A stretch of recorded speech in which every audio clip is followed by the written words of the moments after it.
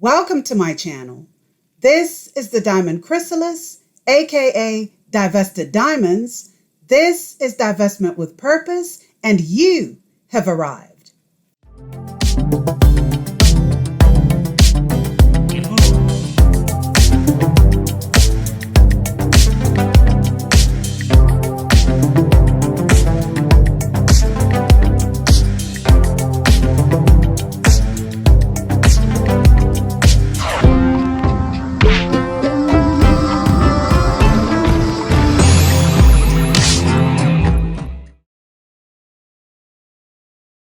Ladies, if you're turning 27 and you're unmarried, you're crossing into the danger zone. The danger zone is a population of leftover. Sorry to break it to you there, Chuckle Nuts, but the only danger zone is for men like you who are so terrified of being alone because you're incapable of being whole, independent adults, and you're finally realizing that you can no longer trick women into marrying you. You see, women don't need men to have healthy, happy, fulfilling lives. They might choose to be with a man if that man meets their high standards. But you see, men like you, instead of trying to be a better human being, be a better man, elevate who you are, exhibit empathy and compassion and communication skills, and be a true partner, you'd rather rely on these scare tactics and try to scare women into being with you. How's that working for you? And this is Bacon. Greetings and salutations, ladies. Thank you so much for joining me. Thanks for being here today. Please do me a favor and click the like button as you watch this video. Thank you kindly.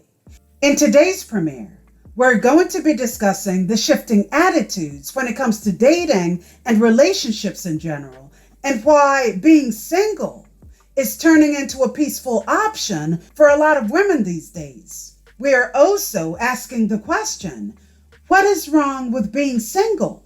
Hopefully, this video will give some insight to those of you who are still navigating this part of your lives. I think we can all agree that finding the right person to share your life with in today's climate has become somewhat of an unfunny joke. Social media hasn't made the dating scene any easier. Matter of fact, dating is much harder today than it was, say, 20 or more years ago. The further away we get from regular, normal human interaction, the more lonely people will get, and such is the case at present. There are a lot of people these days who don't even understand the basics of human interaction because they have either lost their way on how to do so or grew up in the internet, social media age, and simply don't know how to. Dating apps have become so redundant to the point where they have been turned into cheap hookup apps, basically breeding grounds for STDs and promiscuity. The comparison between social media interaction and one-on-one real-life interaction is that of night and day, and quite frankly, a joke. I couldn't tell you the number of times I've gone to a restaurant and noticed couples taking pictures of their food and posting that to their social media rather than enjoying each other's company. You know, what happened to two people just enjoying each other's company and not having to make everything public? I think as humans, most of us are losing touch with reality and humanity itself and don't even realize it. Imagine being asked to go out on a date and feeling that excitement, hoping that this has the potential to be the beginning of something, only to find out that the person that you've gone out on a date with is only there to satisfy what's in their pants and nothing more. At this point, you're supposed to be getting to know each other, but they seem half interested, and that interest isn't for the reasons that you think. The other half is still focused on the annoying, interruptive ring coming from their phone. Now, let me just clear something up here. This is not a man thing. Women do it too. Matter of fact, I'll go right ahead and pontificate that women do it more than men. But I digress. The point here is, most males are going on these dates unprepared because their delusions and expectations of what they believe a relationship is supposed to look like comes from red pill content. Very few people these days actually know how to read a room. It's bad enough that they can't read one's body language when it comes to the dating game. A lot of people don't know what they're doing, let alone what they truly want in relationships. Dating apps these days kind of remind me of those overwhelming menus at cheap seaside resorts where you're spoiled for choice, but the food itself is lackluster. So much to choose from, but the quality itself just isn't there. Yet, through it all, you're supposed to stay positive and hope that one day the right man will come along. You keep trying, but those you encounter don't live up to expectation. All they're interested in is playing games. Because of the abundant choices of women that men have at their disposal, they think, in addition to you, it's somehow appropriate for you to accept a revolving door of other women simply because they have labeled themselves, quote unquote, high value. This notion that just because they are in a certain tax bracket, that they have the right to treat women like trash simply because they're spoiled for choice with life's rotation of endless vagina is pure absurdity. Unfortunately, this is what's echoed among men today, and this is why a lot of relationships don't stand a chance. Having money alone does not make you, quote unquote, high value. Your character and moral values, in addition to those finances, determine whether or not you are a, quote unquote, high value man. How you treat others and the quality of your interaction matters greatly. If you have money, right, but lack manners, respect, common decency, that just makes you a douchebag with money. There's nothing attractive about that. A man who feels the need to put you down while elevating himself is nothing but an overgrown boy with unresolved issues. That, quite simply put, is an abuser. And there's nothing, quote unquote, high value about that individual.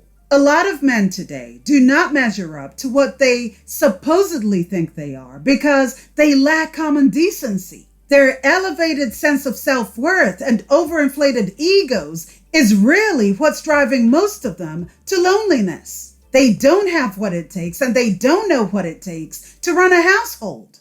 Nor do they know what it means to be in a relationship, but yet have ample advice for women when it comes to marriage. Make that make sense. The fact that majority of them are losing at the dating game is also part of the reason they keep expecting women to downgrade to their level. You almost can't date confidently these days because you as a woman do not even know if your needs are going to be met in that potential relationship.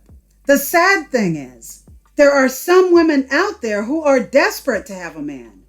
Any man that they will consider every possible downgrade, even if it means putting themselves at a disadvantage. The rise of red pill content has had women contorting themselves in ways they normally wouldn't. This notion that women need to work on themselves in order to attract a quote-unquote good man is nothing more than projection. And look, let's be fair. This is not necessarily bad advice. However, most males do not think that they have to do the same. So if men don't have to work on themselves, that simply means that women will have to work harder in order to give out free emotional labor. And in cases where women refuse to do so, these males call it unsupportive, uncooperative, and use that as an excuse to cheat. The hurdles that women have to jump through in order to be taken seriously are much more in comparison to men. Perfect example, Blackistan. All these guys have to do is just show up. It all sounds like projection to me. I mean, sure, you have men such as Jay Waller who is new to this space, teaching men on how to do better. And I commend him for that. To some extent, I've seen a lot of his clips floating around on the internet, and at first glance, he seems all right?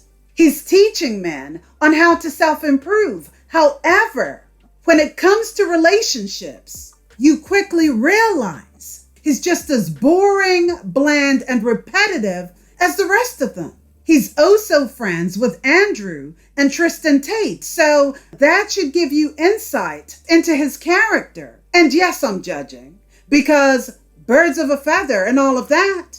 This, in my opinion, is all about gathering impressionable males, incels, and indoctrinating them with unrealistic relationship standards that they will never be able to attain. So he claims to be in a certain tax bracket, high earning.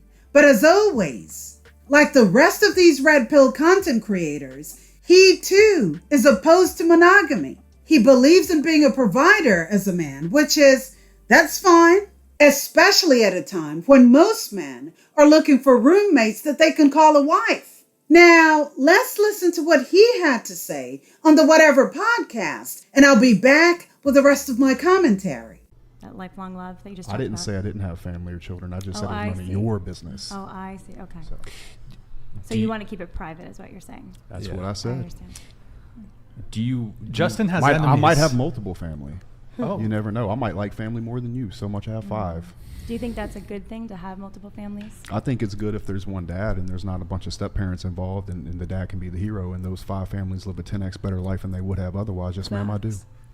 But you don't think that it will be ultimately an opportunity for jealousy or disharmony amongst Women two are always going different to be families? jealous. What's changed I'm not about that? jealous in Women my have been jealous marriage. all the way through time. So I'm not jealous in my marriage. I don't care about your marriage. I'm talking about mine. What my life is going to be. So I don't answer to you. So that's my answer. I'm going to run my situation exactly how I want to. Sure, you can run your situation exactly how you want to, but the lady is right. Part of the reason a lot of people have issues today is because of the bad decisions their parents selfishly made on their behalf. Being a product of such an environment can trigger a lot of psychological issues, whether you want to believe that or not. A lot of these issues, when left unchecked, will follow you and basically shape your worldview or how you perceive relationships. And most times, it's not good because the damage will already have been done. The common theme among most red pillars is that a lot of these men live in a fantasy world. They will not address their own childhood issues. Instead, they'll create this world where they constantly have to be in charge of women while using their own trauma as a reference point to do better. But that's not how it works. Having 5 households and children with multiple women is going to create a fresh set of problems. I'll give you an example. Cody from Sister Wives. That man had enjoyed himself for so many years. He had 4 women, okay? 4 wives that he was rotating for his own pleasure under the guise of religion. Years later, the dynamic has changed and his wives are so much wiser. His family, it seems, is falling apart. But I digress. Let's get back to Jay Waller and the topic at hand. See, he would have been better off dealing with his own issues first and then figuring out whether or not to bring children into his situation. What I've often noticed with a lot of these men is their constant need to be right by putting women in their so-called place. It's amazing, however, how many women are still willing to listen to red pill toxicity, thinking and hoping that that will bring them closer to finding the man of their dreams. Red pill talking points are all about pleasing the man with no regard whatsoever to you as a woman. The problem is you have men telling women what men want while simultaneously assuming to know what women want as well, which is crazy. Only a woman knows what she wants in a relationship. And if you've noticed, the types of women who heavily consume red pill content are usually very impressionable. For the most part, young, sometimes a little older, but desperate, and easily swayed by men who have no clue what real relationships and marriages look like. Majority of them, if not all, red pill content creators aren't even married. So how are they even qualified to dish out marriage advice when they themselves have no success in real life relationships? It's kind of like the blind leading the blind, except in this case, it's the predators leading the desperate. What these males believe to know about relationships is based on the toxicity and promiscuity of men and the hatred the incel community has towards women. This is why they run around acting as though they are the prize, while women are just cum buckets with no brains. I don't think most women fully understand their power when it comes to relationships and life in general. What we have allowed to happen is accommodate the male fragile ego to dictate our value as humans. The fact that men keep banging on, no pun intended, about the lack of value that women bring to the table while using women as a resource is just another brainwashing tactic to keep women needing them. It's the parasitic energy most weak men possess, where they use women over and over again and discard them once they're done. These mofos will sit on podcasts and tell women what their market value is. Market value? What are we, stocks? We've often been compared to non-human objects like cars and literally told that by the time we hit 30, it's game over for us. We might as well just keel over and die. And by the time we get to 40, our faces are literally crashing through the wall. We're used up and our value diminished. Sadly, you have women such as Ebony K. Williams spouting the same red pill nonsense. As Black men age, their desirability increases. Thus, their optionality of women is always expanding. And the exact opposite is true for Black women. As we age, doesn't matter how much money we accumulate, our degrees or professional accolades, the reality is that our marriage and partnership market value is depreciating with every passing year. No matter how good we look, no matter how fit we are, men are still seeing primarily our presumed dwindling fertility as a knock against us. What happened? Looks like they got to her, huh? It looks to me like somebody got to her too, but I digress. Meanwhile, they keep telling you that such things don't happen to men because they appreciate with time. Bollocks! They base your value on whether or not they think that you're worthy of marriage, whether or not you can have children, and how gullible you are at following their lead. The assumption here is that the road to happiness for every woman lies within her womb and her ability to attract and keep a man. A woman's ability to, quote unquote, keep a man is based on how dedicated that man is to the relationship.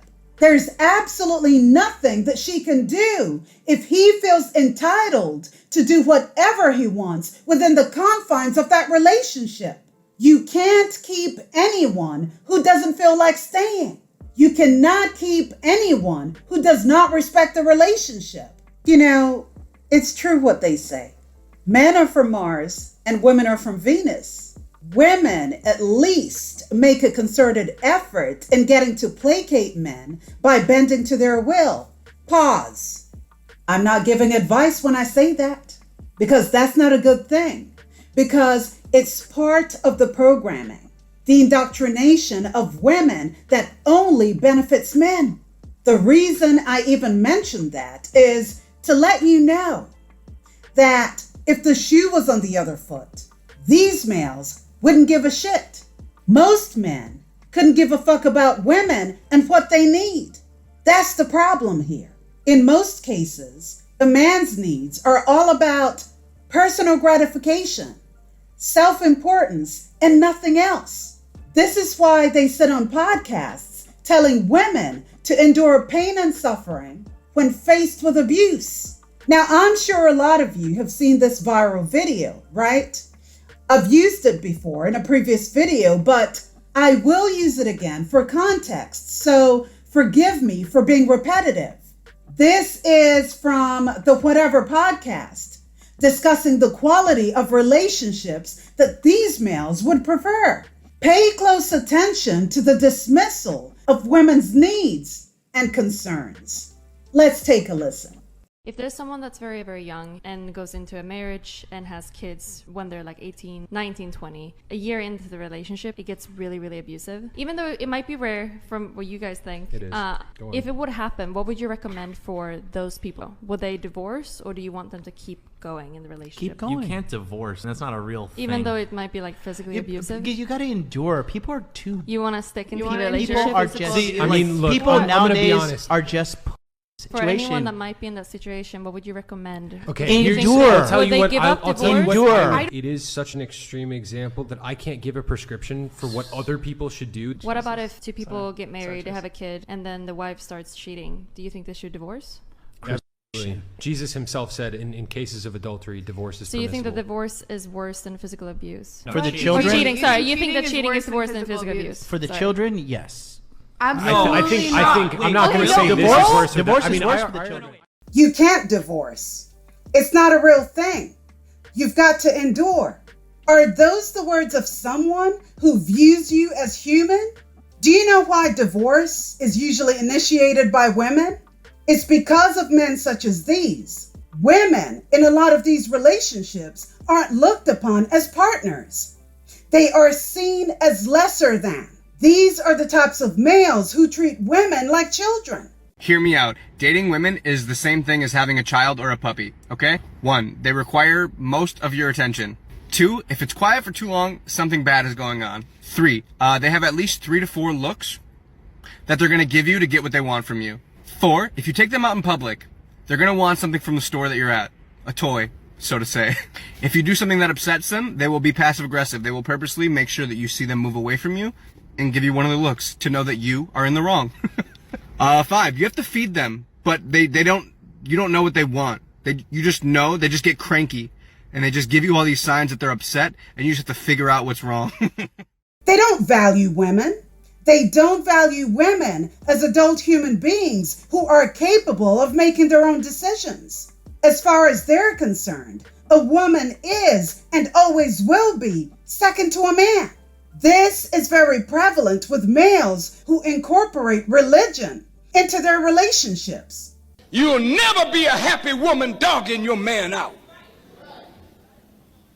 He's not a man yet, but he will be. But if you keep on dogging him, you won't have nothing, and you'll end up being a lesbian at home with yourself, with no man by your side because your damn mouth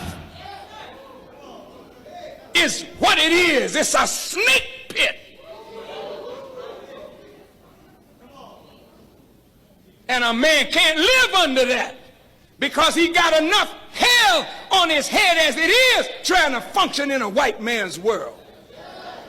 And he needs a wife that has compassion and understanding, and that's the value of the MGT. The MGT is supposed to make you a woman to help you make a man for God. Most religious doctrine is misogynistic towards women. These are toxic, controlling males who do not have an issue putting their hands on a woman, and the sad thing is, they expect her to get used to it. This is your typical insecure male whose authority over any woman is based upon bullying and fear-mongering. These are basically beta male losers who don't understand healthy boundaries in relationships, giving advice on relationships. This is the level of insanity and depravity that the world has come to. The repackaging and acceptance of abuse is now being sold as part of longevity in relationships. What these fools don't understand is that this attitude and behavior is far from enticing to the female mind. Normal, intelligent, self-loving women do not like this. Sure, there are some women who would buy into this type of deplorable rhetoric because they are desperate for a man and don't know how to love themselves. It's oh so funny how, when it comes to cheating, the man can go out there and knock himself out, do whatever he wants. But if you were to do that as a woman, these males wouldn't tolerate it. So if women are so-called emotional beings, what does that make men? Logical? I think not. There is no logic in cheating and expecting the other person to just be okay with it. Just because you're male. They expect you to forgive and forget, but if the shoe was on the other foot, their fragile egos wouldn't handle it. Let me tell you something about men that a lot of these podcasts will not admit. Most men enter relationships not for love, but lust.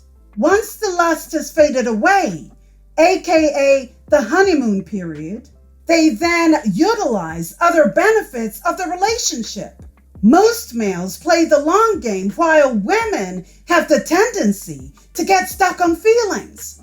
This is why most of them are able to stay in these loveless relationships and not get a divorce, because even then, they are still benefiting from that relationship. If you as a woman are tolerant of all their flaws, all their disrespect, you're often praised for being a quote-unquote good woman. Most men do not mind toxicity. Here's the sad reality. You risk opening yourself up to continued abuse. They very seldom care about what you want, let alone what you need. Most of these males are looking for someone to make their lives easier. They are terrible at conflict resolution. They constantly ignore your concerns as a woman, but expect you to cater to theirs. Most males don't understand women because they don't want to. It's as simple as that. They will gaslight you by calling you emotional, and that's how they get away with not solving any issues you might have. It makes you question yourself on whether or not it was your fault for bringing anything up in the first place. They are so good at planting seeds of doubt in women's heads. When they talk about a woman being cooperative, this is a one-sided trick because they never seem to do that themselves. Women need to be wary of such males because these are the types promoting the traditional lifestyle without being traditional themselves. To most of them, traditional simply means being domineering and controlling to women.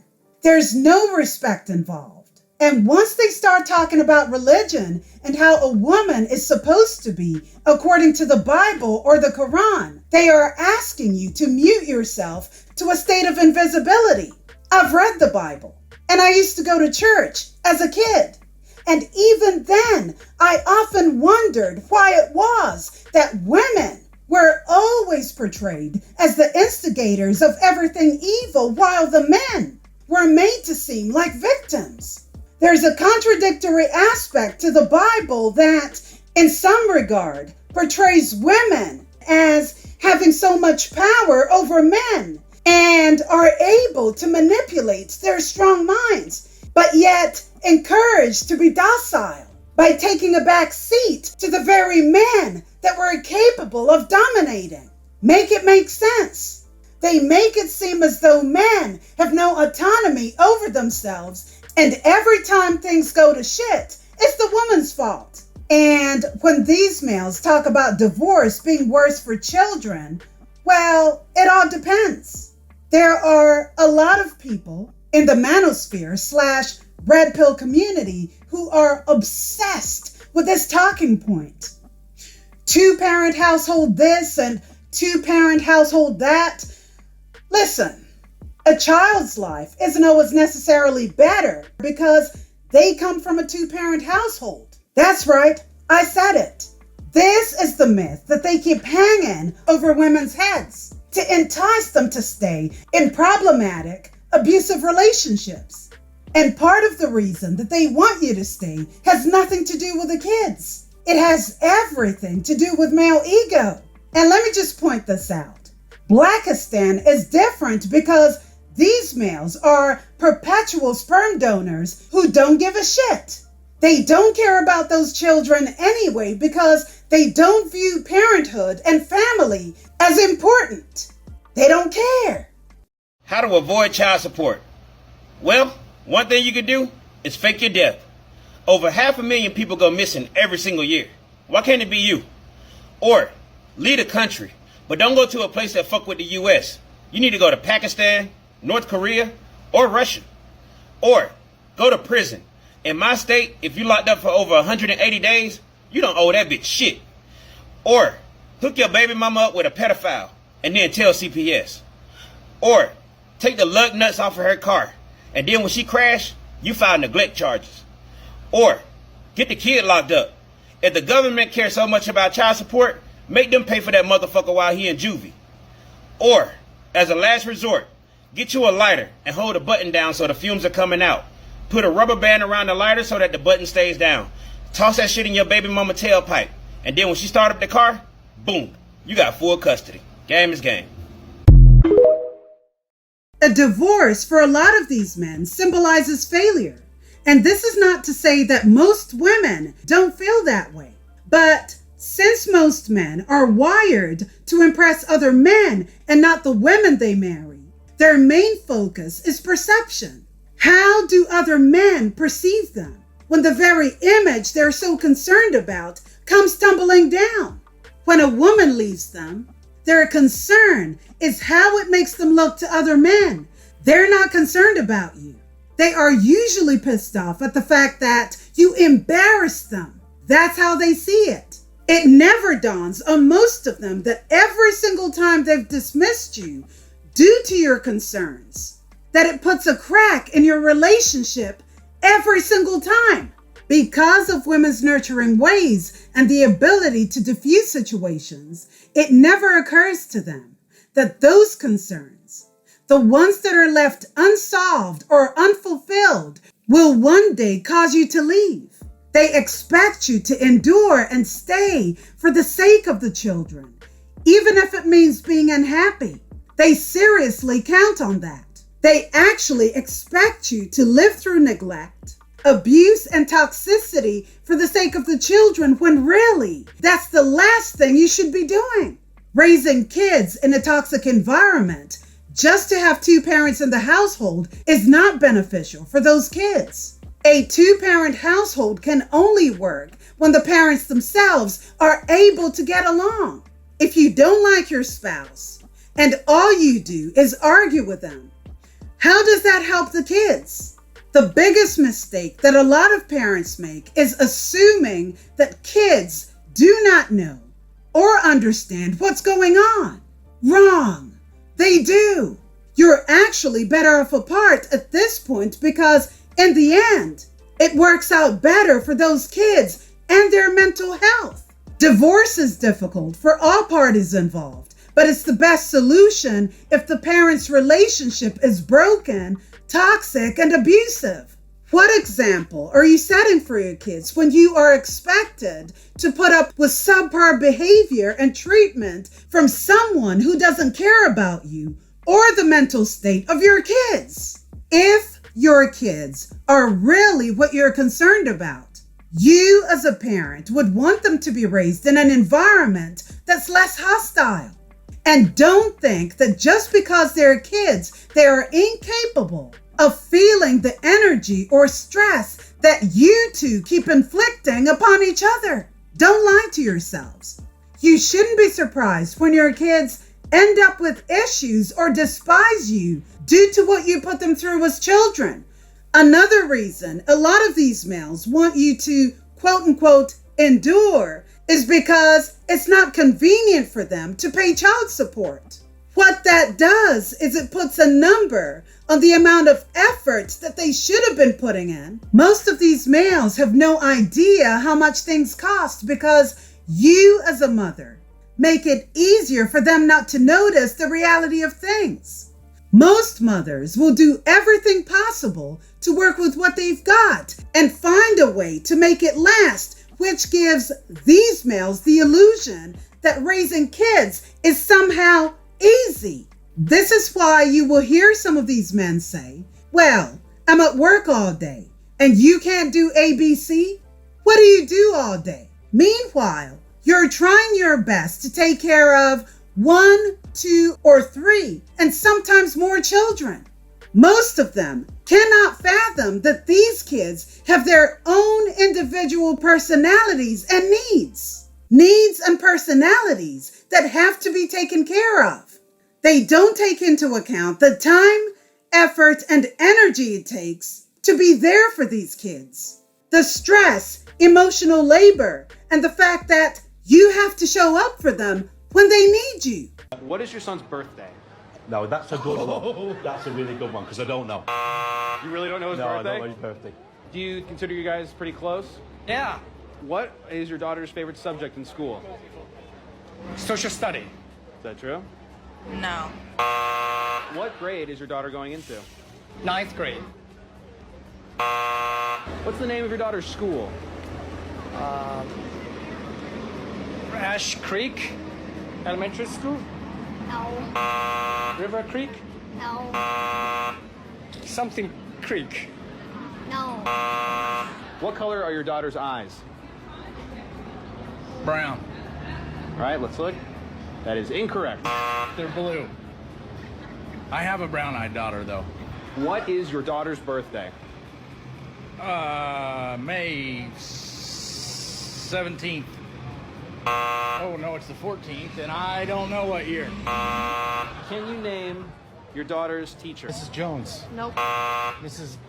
Moore. It's not Moore? Nope. That was my elementary school teacher. Can you name their teachers? Of course I cannot. What are your daughter's birthdays? Why do you do this to me? What about her? I give up. Any guesses? Yesterday. Oh yeah, yesterday! Horrible. Her birthday was yesterday, and you Just forgot yesterday, it. yes. Can you name the best friend of each of your daughters? Mari Carmen Rojas, Jimena Lopez, Adamari Lopez, Cristina Cornejo. Good. Can you give us the name of their doctor? Fadi Torres. Good. Can you give us the name of their dentist? Games Gentleland. What are your daughter's birthdays? Yes, May 28, 2009, August 8, 2013, February 24, 2006, June 8, 2006. All those things fall on you as their mother. You're basically their primary caregiver, and in some cases, their only source of emotional, mental, and physical support. These males' attitude is, well, that's what you're supposed to do as a woman. That's your job. There are a lot of men in these two-parent households who are there in the physical sense, but offer nothing to their kids emotionally and mentally. That job is somehow reserved for women. This is why when you file for divorce, in some cases, their anger doesn't stem from the fact that you will be missed, or that you're taking away their kids, or that their overwhelming love for their kids will be affected. When you choose to leave, a lot of them feel that you're making them look bad to other people, but especially other men. How are they supposed to keep up appearances when you're responsible for ruining their facade, their cultivated image? For the most part, you're just a tool, something that they could use to help build their legacy. Endure my ass. That dude is a walking red flag, and anyone who thinks like him does not need to be in a relationship with any woman. Keep listening to these podcasts and taking advice on relationships from men who are single and never been married, and see how far that gets you. And of course I'm not talking to you ladies, because we know better over here. But again, This is part of the reason a lot of women are losing when it comes to relationships. Your source of advice matters. Your source of advice is very important. Here's a fact. A man cannot tell a woman what a woman wants or needs in a relationship. He can only tell her what he wants and needs. And since a lot of these fake relationship gurus can only give advice from their inexperienced and selfish viewpoints, guess what? They don't have your best interest at heart. What are some unpopular opinions about parenting? I'll go first. Being a married single mother is a thing. You can decide with your husband mutually that you both want to have kids. You'll go to the hospital, give birth, and come home single mom. Why? Because our society, I don't know if this is across the world, but in America, has deemed that the mother knows more about child rearing and she's more capable. Therefore, that gives the father a green light to take a back seat on everything that he's responsible for. So the mother will plan the birthday parties, the vacations. She'll take the child to the doctor. She's on a carpool line. She's figuring out what you guys are going to eat for dinner. She's clothing the child. She's doing homework, bedtime, bath time, everything, right? And so eventually she will get tired of this and maybe divorce him. That is when the father figures out what full-time parenting looks like, when he no longer has his crutch in the house.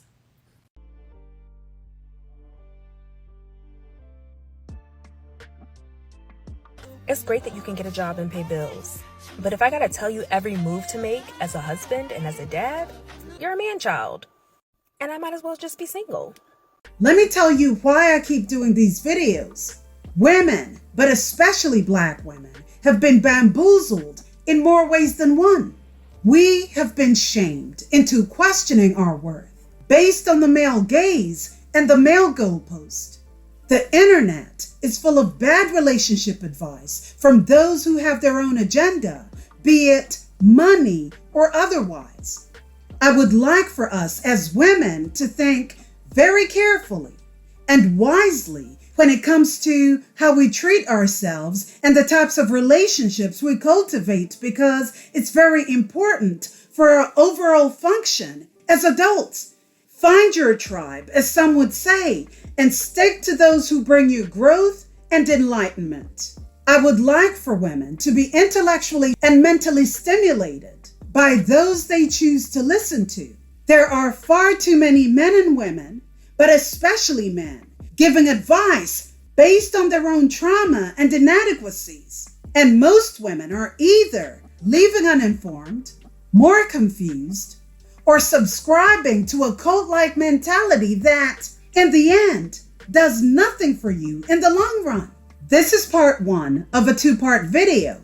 In the next installment, we shall be looking at the awakening of women and why we're seeing a shift and a rise in the number of women choosing to stay single. Women are slowly realizing that peace, self-love, and self-acceptance are much more important than chasing after society's version of an ideal man. And please don't get me wrong. These videos are not meant to deter you from pursuing relationships. I'm here to show you the unfiltered truth without all the frilly bits that society at large wants you to buy into. I'll see you in part 2.